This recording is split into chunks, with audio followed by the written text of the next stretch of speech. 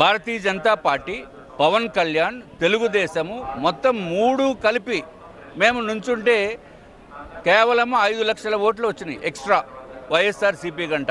ఈ మూడు ఇప్పుడు ఎవరి కాడు సెపరేట్గా పోటీ చేస్తాము. అప్పుడు ఏమవుతుంది?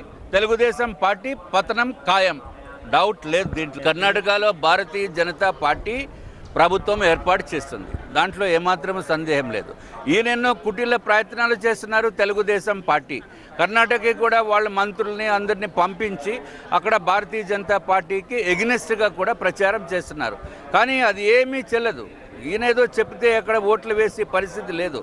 చంద్రబాబు నాయుడు గారికి ఆయనకున్న వాల్యూ కంప్లీట్గా డౌన్ అయిపోయింది. ఆయన గ్రాఫ్ కిందకు పడిపోయింది, వైఎస్ఆర్ గ్రాఫ్ పెరిగింది. అది 2019లో మేము పొత్తు పెట్టుకుంటామా మాంతామా అనేది అప్పుడు ఉన్న పరిస్థితులను బట్టి ఉండొచ్చు తప్ప, అంతే. లేకపోతే మేము పొత్తు అనేది సమస్య లేదు. ఈ వీడియో మీకు నచ్చినట్టయితే లైక్ చేయండి, షేర్ చేయండి. మరిన్ని ఇంట్రెస్టింగ్ వీడియోస్ చూడడానికి మా ఛానల్ కు తప్పక సబ్స్క్రైబ్ అవ్వండి.